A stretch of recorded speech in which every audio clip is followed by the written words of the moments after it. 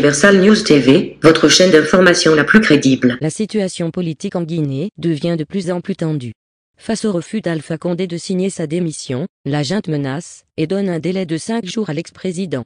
Il faut dire que l'incertitude demeure en Guinée au lendemain du renversement d'Alpha Condé par des militaires. Alors que la communauté économique des États d'Afrique de l'Ouest se réunit, ce jeudi 16 septembre à Accra, au Ghana, en sommet extraordinaire pour statuer sur le cas de la Guinée, le Comité national du rassemblement et du développement, à travers un communiqué publié ce jeudi 16 septembre 2021, fait des menaces en ces termes. Nous vous informons que l'ancien chef de l'État, Alpha Condé, est pour l'instant en résidence surveillée et privé de moyens de communication avec l'extérieur. Il est accompagné de son cuisinier et de son médecin traitant Dr Kaba. Peut-on lire sur la page Facebook du Comité national du rassemblement et du développement. Alpha Condé refuse de signer sa démission officielle et de se retirer du pouvoir. Face à cette obstination de l'ancien président de ne pas reconnaître la légitimité du CNRD, un délai de 5 jours lui a été accordé. À défaut, Alpha Condé va devoir répondre à la justice de ses faits de corruption et de répression meurtrière durant ses 10 années de règne. Près de 12 jours après le coup d'État qui a renversé le président Alpha Condé, la junte a entamé ce mardi 4 journées de consultation pour définir la feuille de route de la transition, former un gouvernement et rassurer les partenaires étrangers. Dans une Guinée en pleine crise politique, il a été mis en place un numéro vert pour signaler les abus commis par les forces de l'ordre. Même si l'ultimatum annoncé n'est pas encore confirmé par les autorités militaires, la junte tente toujours de montrer patte blanche à la communauté internationale, qui s'inquiète de l'avenir de la Guinée après un putsch similaire au Mali. Vous êtes sur Universal News TV. Bonjour Marie-Madeleine Diouf-Batté, merci d'avoir accepté notre invitation ce matin sur RT France. Alors les militaires donc qui vont, la junte au pouvoir, qui va donc entamer aujourd'hui cette série de discussions, 4 jours de négociations. Vous allez sûrement prendre part justement à ces pourparlers avec votre parti, le CPA. Qu'est-ce que vous attendez concrètement de cette rencontre ? Écoutez, on attend déjà d'y voir un peu plus clair, on attend d'avoir une vraie feuille de route et on attend de savoir comment on va mettre en place le processus démocratique enfin en Guinée. Donc je pense que tous les partis vont y participer, en tout cas toutes les grandes forces politiques vont y participer. On souhaite vraiment que la junte militaire aujourd'hui nous donne sa feuille de route, nous dise quand est-ce qu'on va pouvoir former enfin un gouvernement et combien de temps va durer cette transition. Justement, la CEDEAO souhaite que les civils reviennent au pouvoir dans un délai raisonnable. Vous parlez d'une feuille de route, d'un processus qui doit se mettre en place. Est-ce que finalement, ça ne risque pas de prendre trop de temps, selon vous ? Écoutez, je pense qu'il faut justement qu'on prenne du temps. En 2007, il y a eu déjà des émeutes en Guinée. On a eu une transition qui a été avortée avec le capitaine Moussa Dadis Camara, parce que la communauté internationale avait fait la pression pour que la junte puisse partir très rapidement. Je pense aujourd'hui que la Guinée a une chance inespérée si les militaires veulent vraiment rentrer dans un processus démocratique en faisant participer une grande majorité de civils au gouvernement. Et je pense qu'il faut prendre le temps, qu'il faut mettre un calendrier et qu'il y a beaucoup de problèmes à régler en Guinée, notamment l'instauration d'un vrai état de droit avec une justice qui fonctionne, puisqu'aujourd'hui la justice ne fonctionne pas. On a des procès qui sont en cours, dont le procès du massacre du 28 septembre 2009. Il y a un processus de réconciliation nationale qu'il faut mettre en place. Il y en a le tissu social qui s'est dilégué parce qu'on a beaucoup de problèmes ethniques. Donc ce sont des questions d'abord qu'il faut mettre sur la table avant de commencer à dire qu'on va donner une date pour des prochaines élections présidentielles.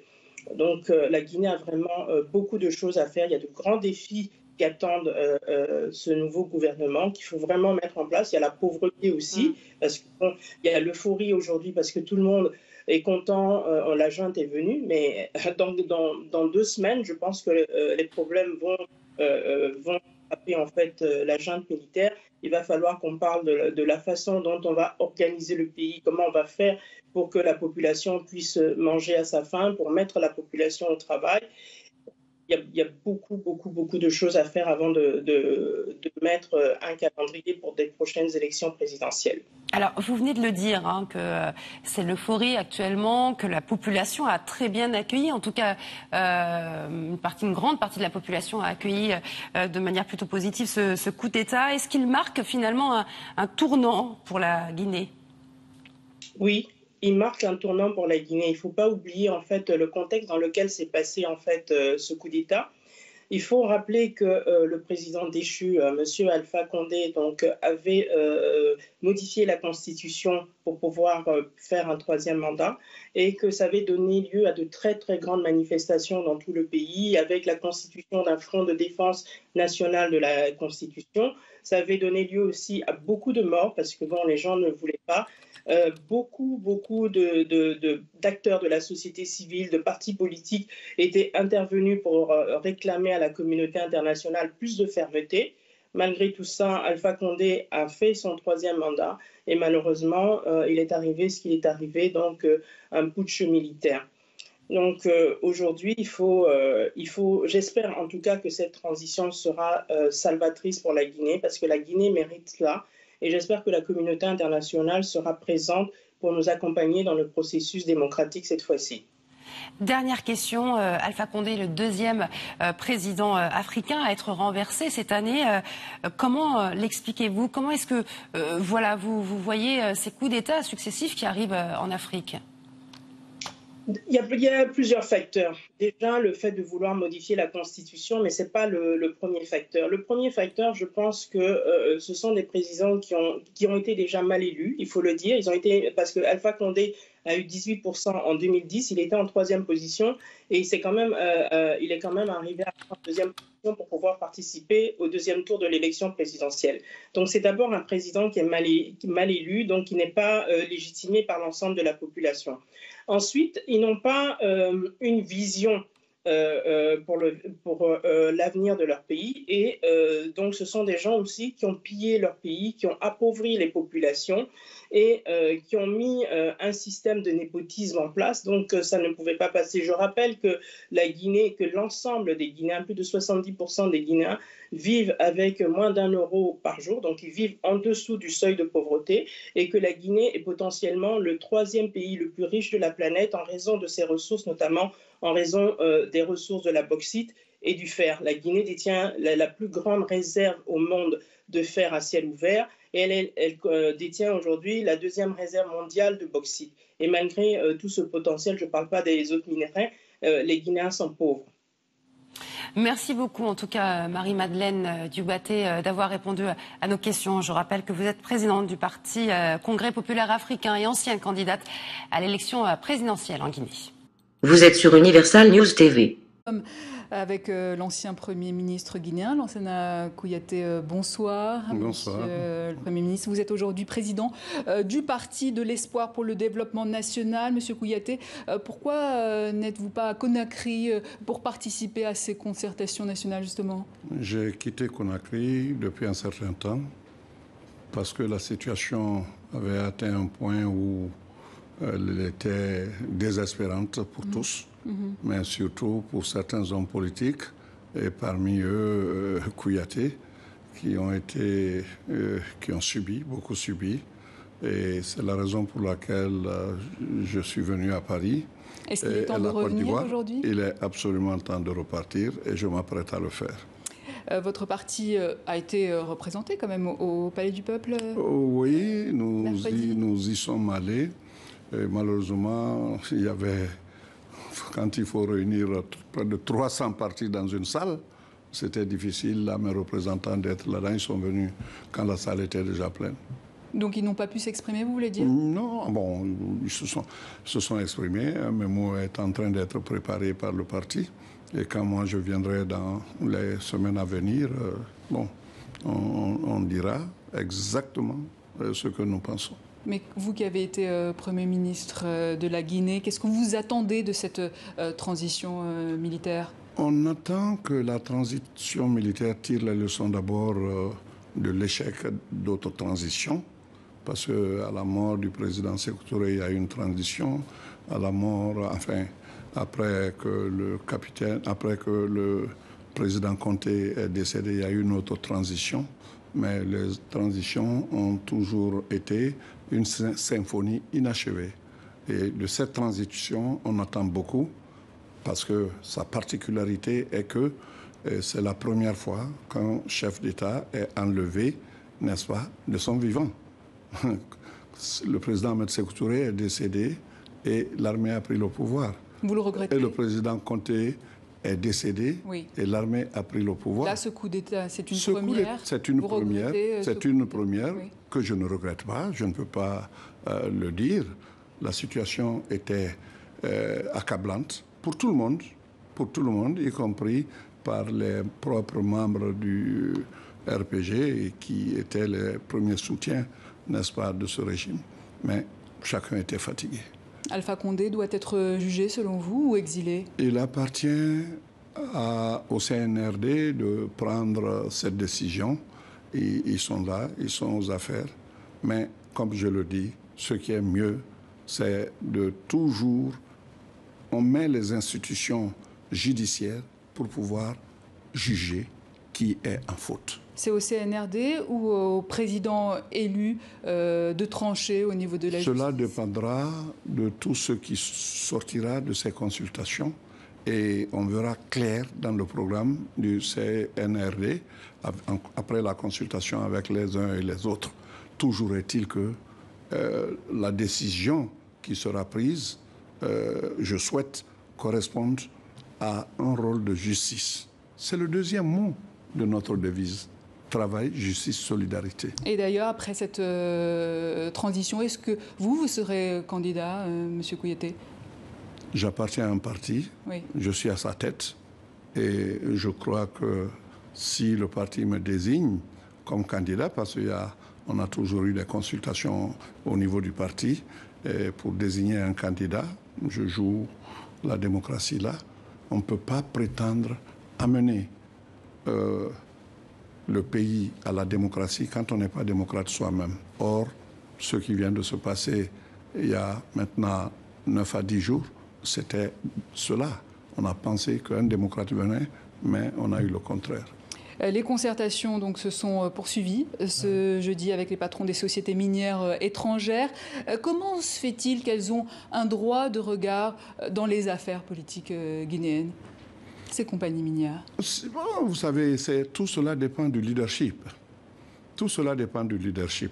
Il y a une chose qui est d'abord claire avec les compagnies minières. Les mines ne sont pas faites pour être en totalité vendues à l'état brut. Il faut qu'on comprenne ça. Tout ce qui sort de nos pays à l'état brut, quel que soit le secteur, agricole, minier et tout le reste, quand ça sort brut, le prix n'est pas fixé par le pays producteur. Donc quand Doumbouya dit priorité aux nationaux, vous êtes d'accord avec ça? Je suis d'accord avec lui, parce que non seulement le prix n'est pas fixé par les nationaux, c'est fixé par, n'est-ce pas, des sociétés de cotation. Et Londres en est un centre avec la LBMCS. Et il y a des plateformes comme ça. Et vous avez le PLAT, qui est quand même une société de cotation qui est très respectée et qui est suivie. Dès lors que vous transformez, vous fixez votre prix. Mais quand vous ne transformez pas, ni un produit semi-fini, ni un produit fini, alors vous ne pouvez pas fixer. Et je crois que le président Doumbouya, le président du CNRD, a eu raison de dire qu'il faut penser aux Guinéens. L'avantage de mettre en place un système de production interne, c'est embaucher de la main-d'œuvre, mais c'est multiplier par 10 ou 20 le prix du brut que vous vendez. Et parfois, il y a même des produits dérivés qui peuvent être aussi vendus. Mais à quoi ça sert d'envoyer tous les cailloux? Je ne dis pas qu'on ne doit pas vendre les produits à l'état brut, mais il faut savoir la proportion. Et la transformer. Et la transformer. La CEDEAO s'est réunie en sommet extraordinaire ce jeudi.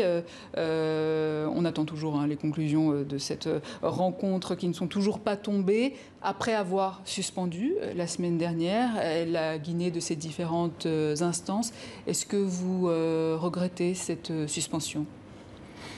Non, je ne dirais pas que je regrette parce que je connais comment cette procédure de suspension a été décidée. C'est par le monde entier. Après la fin de la guerre froide, enfin, ou ce qu'on a pensé comme tel, et le débat est venu tout de suite de savoir que faut-il faire des coups d'État parce que tout le monde pensait qu'on allait être dans la tranquillité. Mais très tôt, on a compris qu'aux guerres interpays allaient se substituer les guerres intra-pays. On a vu toutes ces guerres qui se sont passées. Et les coups d'État intervenaient toujours. Il y a eu des débats, sur 4 ans presque, des débats, entre ceux qui disaient que tout coup d'État doit être condamné, et par notamment la suspension, et ceux qui disaient il y a des présidents qui ne sont pas vertueux, qui sont élus démocratiquement et qui, en fin de compte, trahissent leur serment. Dans un tel cas, si l'armée intervient, oui, on ne doit pas, on doit la reconnaître et ne pas condamner. De ces 2 écoles de pensée, une a prévalu en dernière instance, c'était de condamner tout coup d'État par principe. C'est un principe.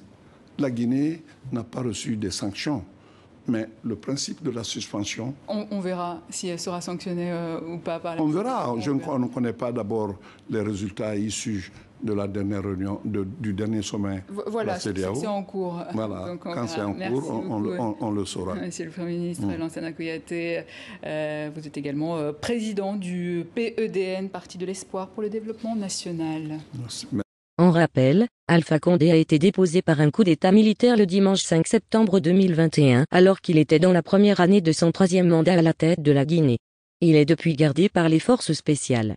Ici, Christine Muriel, pour Universal News TV.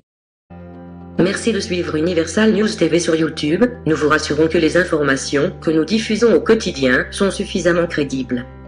Alors, n'hésitez pas à liker la vidéo si elle vous plaît, et si vous êtes nouveau sur la chaîne.